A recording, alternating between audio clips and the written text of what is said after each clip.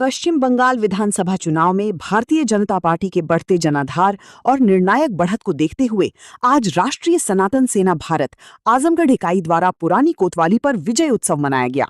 कार्यक्रम में कार्यकर्ताओं ने शंखनाद, जय श्री राम के उद्घोष एवं मिठाई वितरण कर खुशी जाहिर की। वक्ताओं ने कहा कि पश्चिम बंगाल की जनता ने तुष्टीकरण की राजनीति को नकार कर राष्ट्रवाद और विकास को चुना है। ये जीत सनातन संस्कृति की जीत है। इस अवसर पर प्रदेश अध्यक्ष श्रीमती पूजा सिंह, मंडल प्रभारी, जिला अध्यक्ष एवं तमाम पदाधिकारी कार्यकर्ता मौजूद रहे। प्रदेश अध्यक्ष पूजा सिंह ने कहा, बंगाल की धरती मां दुर्गा और स्वामी विवेकानंद की धरती है। वहां कमल खिलना तय था। ये जीत उन करोड़ों कार्यकर्ताओं की तपस्या का परिणाम है जो जमीन पर लड़ रही हैं। आजमगढ़ से बंगाल तक राष्ट्रवाद की लहर चल चुकी है। कार्यक्रम के अंत में भारत माता की आरती कर देश की अखंडता व खुशहाली की कामना की गई। निवेदक, राष्ट्रीय सनातन सेना भारत, आजमगढ़। आज पुरानी कोतवाली आजमगढ़ पर जश्न का माहौल है।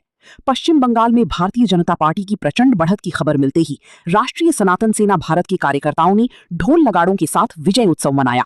प्रदेश अध्यक्ष पूजा सिंह जी ने कहा, बंगाल ने तुष्टीकरण को हराकर विकास और सनातन को चुना है। ये जीत हर राष्ट्रभक्त की जीत है। मिठाई बांटी गई, भारत माता के जयकारे लगे। बंगाल में कमल खिला है, अब पूरा देश भगवामय होगा। जय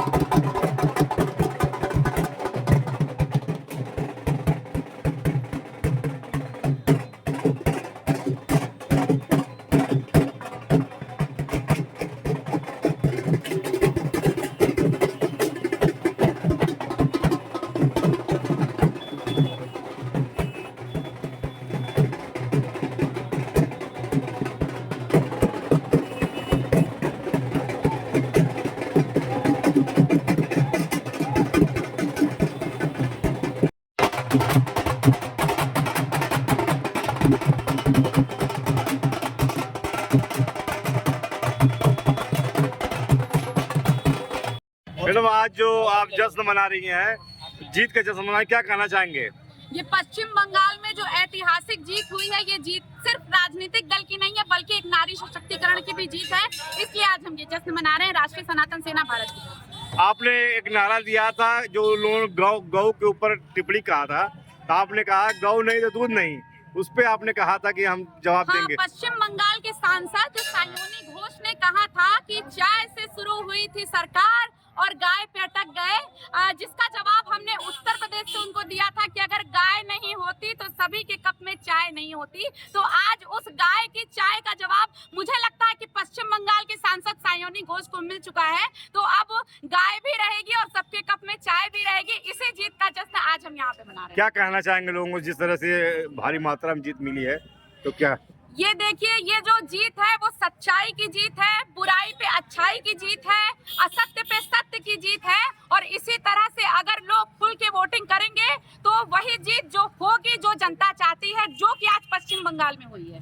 तो किस तरह से जश्न मना रही हैं और अपने आज हमने अपने सारे जो भी हमारी राष्ट्रीय सनातन सेना भारत के पदाधिकारी हैं उन सबको एक जगह एकत्रित किया और शिव श्याम मंदिर, जो कि हमारी आस्था का केंद्र है आजमगढ़ जिले का पुरानी कोतवाली मोहल्ले का, वहां पे हम लोगों ने ढोल नगाड़े बजाए और भारी मात्रा में मिठाइयों का वितरण किया। इस तरह से हम लोग अपनी खुशी को बयां कर रहे हैं कि हम लोग बहुत खुश हैं। किस तरह से अब उत्तर प्रदेश का भी नंबर है, किस तरह से उत्तर प्रदेश में भी मुझे तो लगता है कि नंबर क्या है, उत्तर प्रदेश में भारतीय जनता पार्टी की जीत तो आज पश्चिम बंगाल की जीत तय कर चुकी है, तो नंबर नहीं है। ये जीत का जश्न हम लोग 7 से 8 महीने बाद फिर से दोबारा और दुगने हर्षोल्लास के साथ मनाएंगे और उत्तर प्रदेश में फिर से एक बार भारतीय जनता पार्टी की सरकार बनेगी।